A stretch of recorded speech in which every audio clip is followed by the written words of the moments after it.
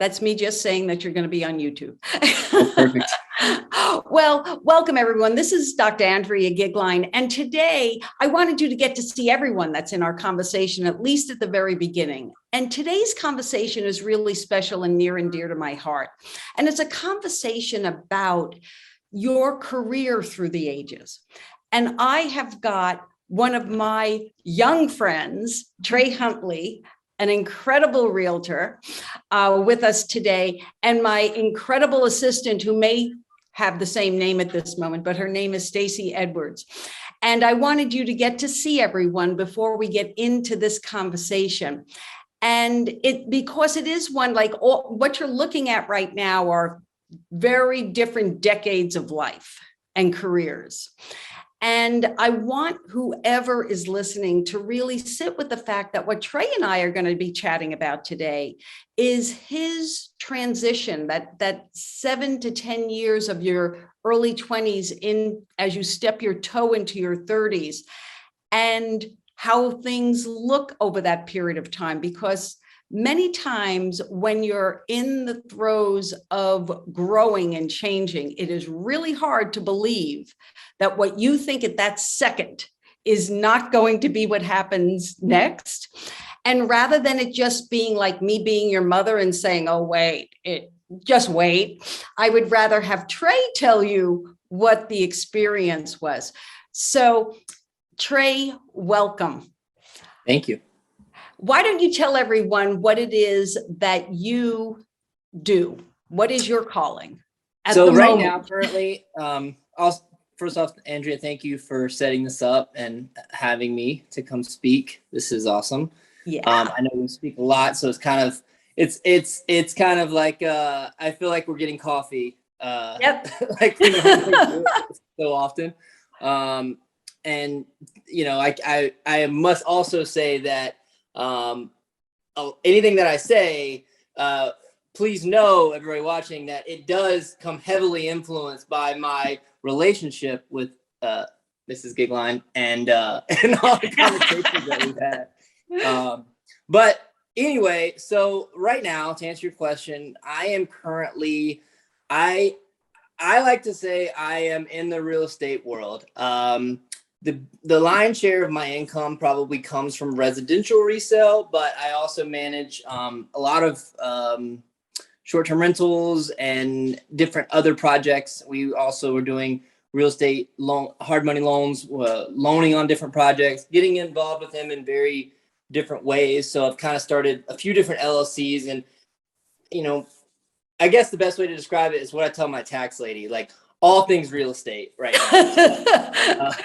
That's what the LLCs are. Well, and now wait, I want to pause a moment. So Trey, tell us how old you are today. 32.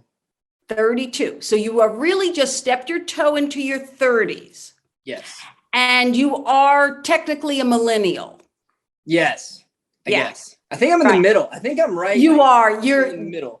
Yeah, you are definitely, there's kind of a bridge, you know, the year millennials go to 96 to about 96, but there is really a bit of crossover with every one of them. That's why I wanted to have a conversation and state your age, because we talk generations, but every decade is the mental and spiritual development that's so intriguing. So now what I want you to do, take us back just 7 years, because you and I have this thing about 7 years. So take us back just 7 years. You're 25 years old. Okay, so I've been married for 8, a little over 8. I have a hard time remembering time period, so I try to use other milestones to reference that. But that was before real estate. I was managing and starting partnership with a group of guys, running a nonprofit. We were doing food and clothes in Las Vegas. It was something that started out in a park with 20 people just as a meal on Wednesday night or Thursday night. And it grew to over 300 people showing up in the park. And then it grew to 1,500 people a month coming in, getting these services, during which we were helping them find jobs and sometimes housing and sometimes just any resource. I mean, when you work in that community, there's tons of things that they need. I did that for probably 2 years, I think 2 or 3 years. Yeah. So I want to pause you. I want to pause it so that everyone really gets the impact. Here you are as a young person. Number one, it is unique. You did marry. You and Kimberly married definitely on the young side. Correct. You were like 23-ish when you married? Actually, I think I was 25, 24. Yeah. 24. 7, 8 years. Yeah. 22, 24. Okay. Something like that. So it's still, on the definitely for today, a little bit on the young side. But when I met you, you had really you had come into this community in order to work with a not-for-profit, a nonprofit, and doing basically social work on the streets and trying to combine. So that's the Trey I meet. Right. So I had just started. Yeah. Okay. Because I don't even remember. I feel like I've known you forever. So I don't even remember what I was doing when we met. So that's interesting. Yep. I'd forgotten about that. Yeah, well, I do, because it was such a leap. You had, and these are some of the things that I would love. You had a particular gift. You and Kimberly had a particular gift and a way of thinking that is unlike other early 20-somethings. I remember how much you were earning then. Do you remember how much you were earning then? I don't. Okay. So the first number you told me of your earnings was $12,500. A year. Yeah. A year. That would have been the nonprofit. Okay. That's really important for someone in their early 20s to grasp, especially when you're talking about where you are just 7 years later. Right. So you come in. So the thing that was unique and not unique. So for young people to be socially minded, especially the upcoming generation. Which, hold on, wait. But by the way, just so people know, that $12,000 as like a set salary, like $1,000 a month that was set coming in from just the year prior. Before I started that, I was traveling. I had $50. I left with $50 in a backpack and traveled for a year with no idea. So that was a big increase. See, everything is perspective. Absolutely everything is perspective. And that's what I think is so critically important for the early 20s to really grasp, that things change and evolve very quickly in your experiences in your 20s, and particularly your early 20s. But one of the things that you and Kimberly had as a gift, you had a way of managing money that was unusual. It was slightly unusual that you guys were married so young. Also unusual, your thoughts about how to manage money as a household. Do you remember what that is? I have a really good memory about all You have a better memory than me, because I don't. Okay. So you made a commitment to each other. You were only going to live on one salary. Oh, yeah. Okay. Yeah. Okay. Mm-hmm. You know that is not traditional for young people. Now, what I couldn't remember is if you chose her salary or yours. Do you remember? It would have had to have been hers, because I don't. Right. Okay. She was making. I know. She was making more than you. Yeah, at the time, because I mean, and it's funny because when I got into real estate, we kept the same. We kind of kept the same philosophy even there. So, that helped a lot, because then it was like, okay, now we're not going to change standard of living. We're just going to, at first, I guess it was stockpile. So then that way it was like, I don't know what to do. We'll figure it out. And then later that definitely paid off, because, when I first got in, so then when I got into real estate investing, it was like, my mindset was continue to live the same way, and then take every single thing that I make and just do, buy houses or like invest it.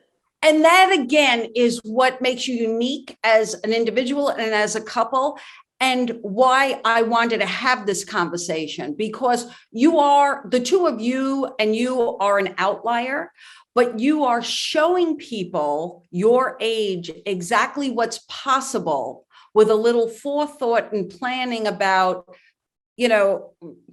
how do we manage our money, even when it's not very much money, Right. in order for us to do other things. Right. So you stockpiled money, you lived on one salary, and you got into real estate. You were thinking, when I met you, you were really trying to figure out, you had already surmised that the work you were doing from your heart on the street was not sustainable. Right. And I have a particular statement about that it doesn't make sense that the people who help in organizations end up being as poor as the people they are helping. Oh yeah. And it was funny because even back then I remember looking around at us, and I remember all these people with all these needs and all of the staff that we had. And I just laughed to myself because I was like, we're one step above homeless. Like, I remember I was like, we could probably take home some of these bags too at the end of the right. Like, and yeah, it was never a sense of like, I will say this, it was never a sense of, and this is what is also really important that I think that I mentioned. When I left, it was not because of the money. It was not because of, I need to go make more money. I think that was a component that was a reality for my destiny, what I needed to do. Right. But the motivation at the time was definitely not that. It was, I remember sitting in the office and feeling limited by my resources. And I felt limited by the next step that I wanted to take with the individuals or connecting to the city in a different way. I just felt kind of stuck. And I think that was more of a motivator to me than anything else. Because I don't remember much, as you can tell. But like, I remember very clearly sitting in the office and just feeling like I've maxed out on what I can do here. Right. I've got to go do something else in order to change, to change that feeling, because it's not just going to go away. And I really appreciate you focusing on the concept of feeling. That is something that across the ages, people do not pay enough attention. It's like they want some grand answer to come to them, but when their body is actually expressing various degrees of warnings, angst, whatever, we ignore it. And the younger you are, the more you would ignore it. Yeah. And again, that was a particular credit to your attuneness. So I want to come back to that attuneness because I want to talk about something spiritual. But first, you leave that. You did directly go into real estate from there, did you not? Well, funny enough, so I didn't. So when I left there, I had received multiple, I don't know, whatever you'd call it, signs from the universe, I guess, of just random stuff happening of like, this is what you're going to do one day. And I stored it away and was like, I've never thought about that. I've got a degree in modern dance. Real estate has never crossed my mind. I was interested in social work. And then I'd had random people on the street, like, you'd be a great realtor, or just, it happened 3 times, I think. So I kind of had that in the back of my mind. Oh, and It's a Wonderful Life. I remember there was a scene watching George Bailey. They got somebody in a home. And I remember thinking to myself, you're going to help people find homes.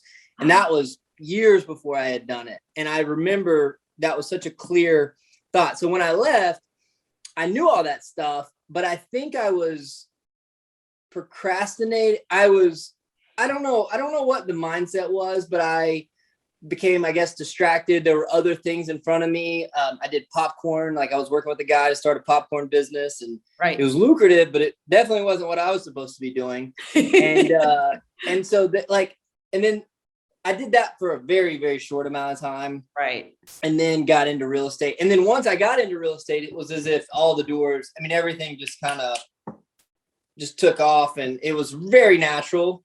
So I think it's like, my lesson from that was, when you know what you're supposed to do and you don't do it, right, it's just delaying the inevitable. And, for me, I was able to, I just think it flows. The rhythm, it flows a lot easier. And it makes sense when you're doing what is lined out for you. And so then I jumped into it. And I will say, like what I remember, this didn't just happen without its angst. That at each point that you were feeling these things and having these intuitions, you would come to me and we would have these conversations, and you were angsting very deeply about what if this and what if that. But again, you did something, and with the total support of Kimberly, your wife, where so many times when people go to, how to become self-made and all that other stuff, they pick up that, oh, you shouldn't work for someone else because otherwise all you'll be doing is getting an hourly wage the rest of your life. You actually use the blended model that as you earned from your day job, you were lining up to have investments that would pay you whether you showed up or not. Mm-hmm. And that's a particular gift, actually, because you did it on the young side. I mean, anyone can do it. There's never a time not to do it. Right. But the ability to take risks and know that you're going to make more is so suited for the 20s, 30s, 40s, and even into the 50s. And you just did it on the earlier side and not without angst. I think that's the most important thing. Yeah. That you are a good angster. I mean, yeah. Well, it's like anything else. I especially with real estate investing, it's so funny watching people step into it now, and seeing, especially if you've never done it, knowing that there's probably a very eloquent saying on this, but like when you do something and it becomes normal, and then you look back as to how you felt about it before. It's just so funny because what used to be like, oh my gosh, like how could I ever do that? It's just a different ceiling. And so it's a good lesson to learn, because I think about that now all the time, so if I'm going to jump into a bigger project, I think like, I'm sure to somebody, this is a very small project, or this is not a big deal. And it kind of helps to continue to put the perspective on it, because if not, but to my credit, and I remember having a conversation with you, because this was the first time we were going to buy another house and then rent the other one. And I was like, oh man, it's going to be very tight. That first one definitely put us in a tighter position. But I remember, I had laid out the goals that I wanted to do, and we talked, and you were like, well, what were your goals? And I was like, well, to have a second house. And you're like, then why, then what's the issue? And I was like, you're right. Why am I worried? And it was as if it was like, oh yeah, there's, because again, it's like going back to that thing of like, are you letting, I don't know. It's like, if you feel like, you're supposed to do something, then just do it and go for it and trust that that's what's going to happen. And I don't know. I think my mind's always been, if I know that I'm supposed to do it, then it won't bother me. But if I'm not sure, if I don't have that clarity, then yes, I will probably live in the angst a little bit. And I do think that it's always important for you and for anyone to really acknowledge that angst is not a bad thing. It is actually you questioning, am I willing and able to do this? Is this the time? So now I want to transition into that conversation. You've used the word feelings many times. I know your background intuitively, spiritually. Why don't you give us like your appraisal of yourself from a spiritual standpoint and how that impacts your decisions around your career? Okay. So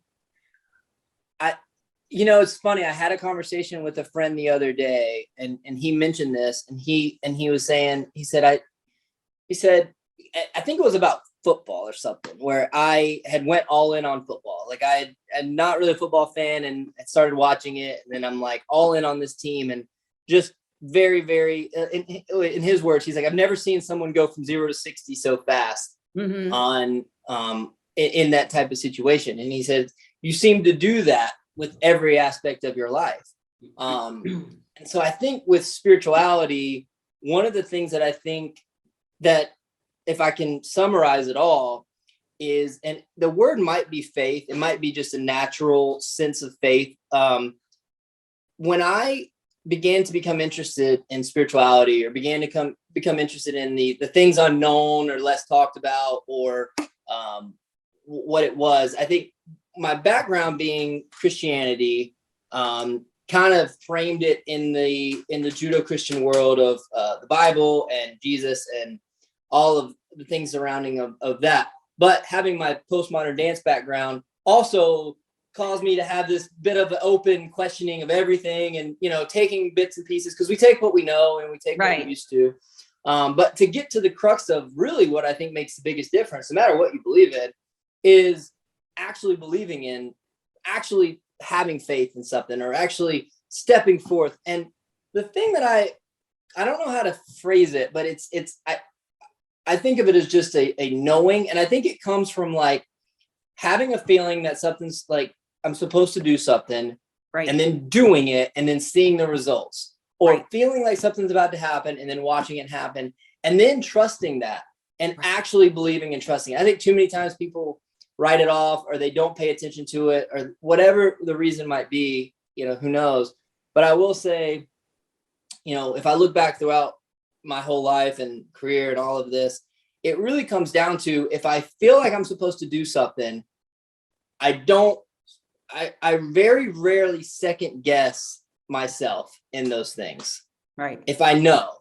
Right. And I don't think that happens a lot, but I definitely could point to maybe, you know, 10 to 15 things throughout my life where I'm like, I knew 100%, you know, that was supposed to happen. And, you know, you ask, well, how do you know? Like, what is the knowing? And I think that's a really tricky thing to get to, because I think that's unique to every individual. And I think that's also like a muscle that you start at a very small, you know, it's like practicing. You sense something, and you're like, maybe this is it. And then you act on it and you go from there. So I think the spirituality for me has been continuing to try to connect with that, and to try to be as connected to that as possible. And the challenge I find, that whether it's traveling, working social work, working in real estate, whatever it is there is a tendency to resort to alternatives every step of the way, or to doubt, or to live in fear, or and fear is probably the biggest blocker. It's like, if you're afraid, it usually limits us from hearing that spiritual side. So now, you know, I want to interject here, because I want to give a plug for the word faith and for mainstream religions, because my faith of origin was Catholicism. If I remember correctly, yours would be evangelical Christian.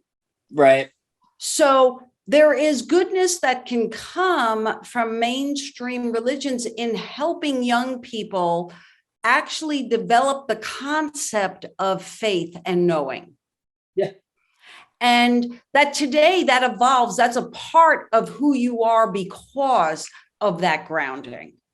Yeah, totally. And I think that was more than anything, I think that gave me some type of framework, or it just gave me this idea of where to start. I mean, I can imagine it would be there's so many ideologies out there in the world, and there's so many teachings, and there's so much stuff. And it's like, you know, I don't know.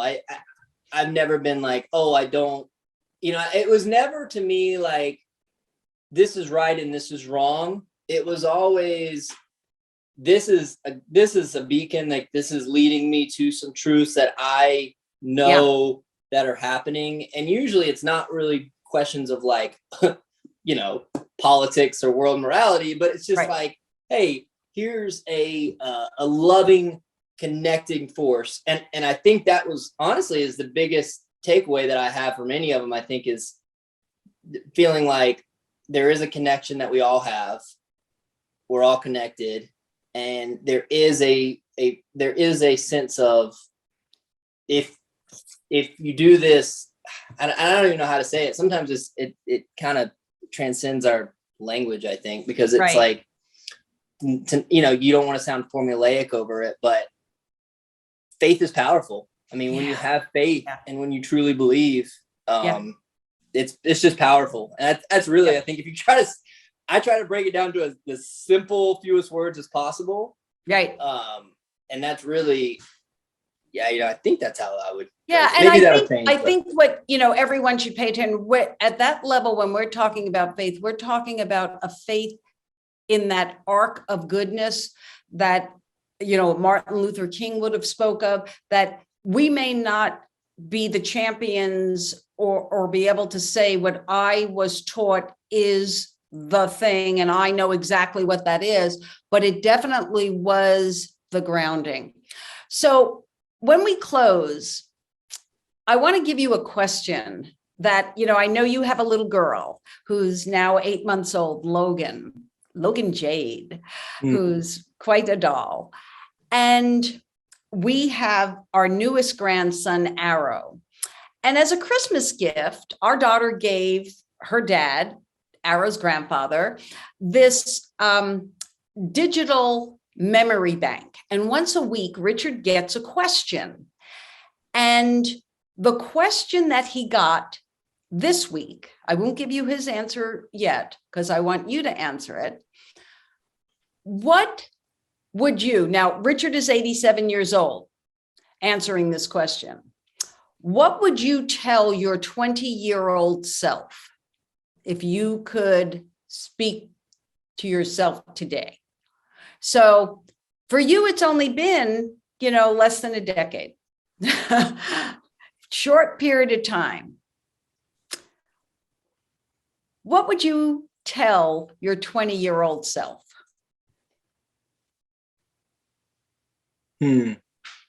Buy Bitcoin? No. We didn't get to talk about Bitcoin. No, I think, okay, so 20 was probably the year that I really started to, that was honestly when my life really changed. That was when I started dance. That was when I transitioned. I started asking questions for the first time. I don't think I would change anything drastic. I don't think there would be anything that would be a massive change. I would just say probably, the only thing I reflect on is it's okay.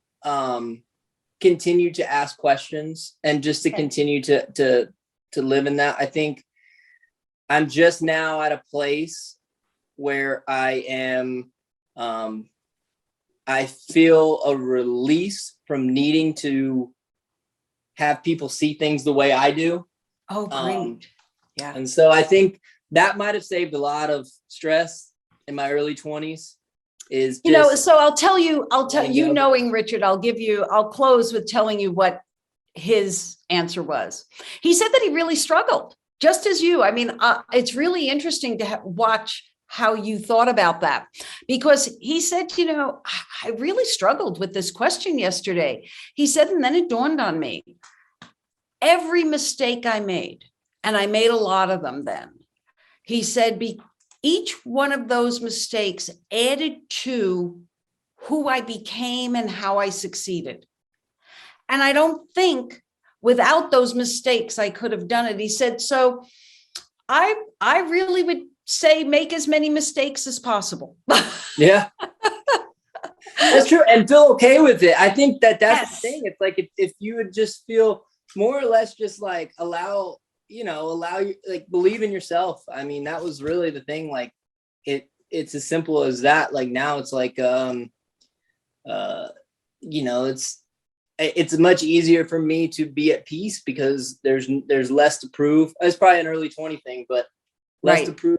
And you just feel like, you feel very, I don't know. It's weird, but it feels very distant. Like I appreciate all the things that happened in my 20s, but it also seems like this blur of stuff that was like, wow, like I really cared a lot about that at the time. That is amazing. That's one of the things I appreciate. Well, Trey, I don't want to keep you any longer. I know you have a closing to go to. So Trey Huntley, Las Vegas real estate, actually U.S. real estate extraordinaire, a realtor extraordinaire. Thank you so much for sharing your experience. I deeply appreciate it. So this conversation, thank you.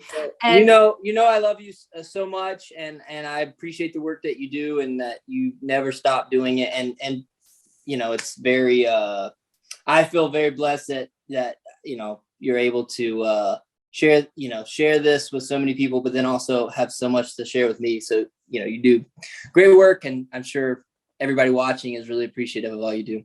Well, thank you, sweetie.